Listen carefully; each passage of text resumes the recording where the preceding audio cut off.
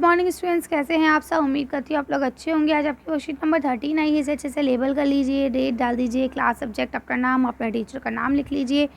आज हम लोग पढ़ने वाले हैं दिल्ली के सुल्तान, 15वीं और 16वीं शताब्दी में दिल्ली सल्तनत।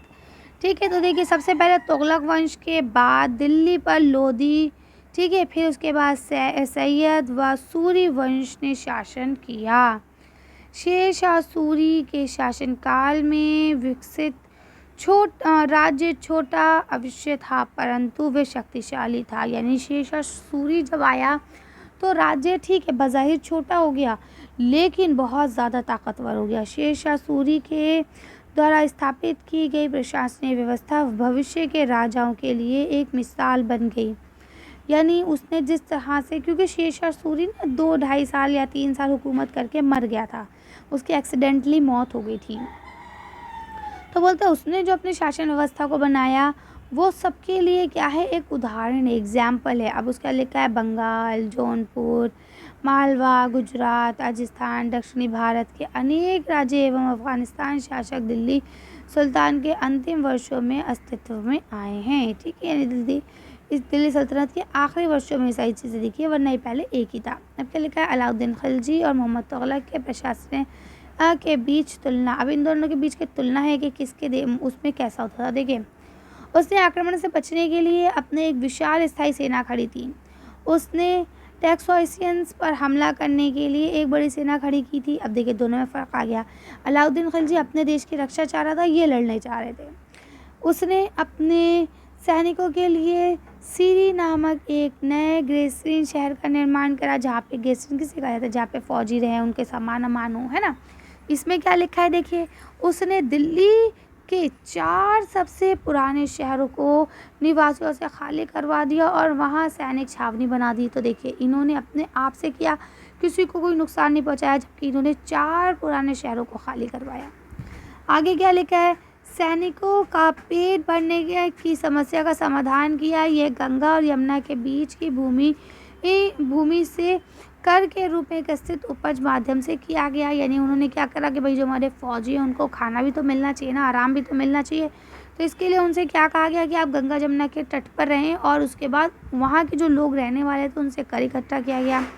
गंगा यमुना के बीच के क्षेत्र से एकत्रित कर का उपयोग सेना को खिलाने के लिए किया गया, लेकिन सुल्तान ने बड़ी संख्या में सैनिकों की आवश्यकताओं को पूरा करने के लिए अतिरिक्त कर लगाए। अब देखिए यहाँ क्या था, यहाँ सिर्फ उतना कर लिया जाता जितनी की ज़रूरत है, और वो भी खाने पीने में लगाया जाता था, जबकि यहाँ फौजदारी सामान लाने में लगाया गया।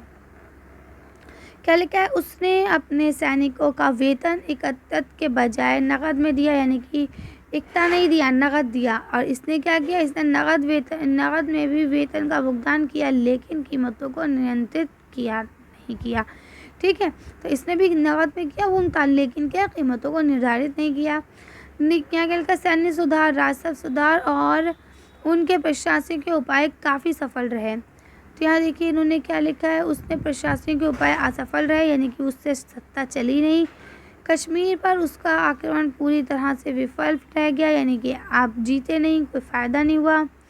फिर अब क्या देखिए, यहाँ तक समझ में आ गया। अब क्या लिखा है, फिर उसने टैक्सोइजेशन पर आक्रमण करने की अपनी योजना छोड़ दी, और उसके और अपनी बड़ी सेना लेकर भाग गया। आई बात समझ में? तो यहाँ तक क्लियर होता है। चलिए आगे चलते हैं हम लोग। तो यहाँ लिखा है, कल्पना कीजिए आप मोहम्मद तुगलक के सलाहकार हैं। कर की बढ़ती आवश्यकताओं को पूरा करने के लिए आप क्या उन्हें सलाह देंगे? तो बताइए आप क्या सलाह देंगे कि भाई कर आप ज़्यादा रख लें, है ना, या जो कर है उसके जो कर का दर है वो एक हिसाब से करे ताकि वो कम रहे, या एक लिमिटेड रखे कि चाहे अमीर हो चाहे गरीब सबको देना पड़ेगा, सब एक लिहाज में ही देंगे।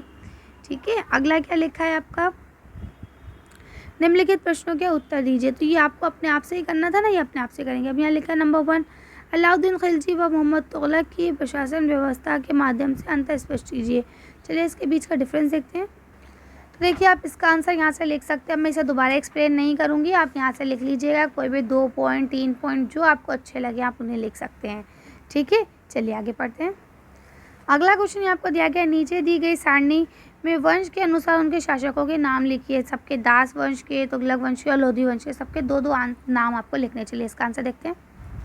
तो देखिए आप इसका आंसर यहाँ से लिख सकते हैं। दास वंश में मैंने लिख लिया आराम शाह और इल्तुतमिश। इसके अलावा देखिए तुगलक वंश में आपके आ जाएंगे मोहम्मद बिन तुगलक और यासुद्दीन तुगलक।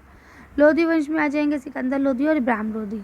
कर लेंगे। चले तो आज की वीडियो को हम यही खत्म करते हैं। आज की वर्कशीट में बस इतना ही। अगर आपका वीडियो पसंद आई हो तो प्लीज़ इसे लाइक और शेयर करें। अगर अभी तक आपने हमारे चैनल को सब्सक्राइब नहीं किया, प्लीज़ मेरे चैनल को सब्सक्राइब करें। Thank you for watching.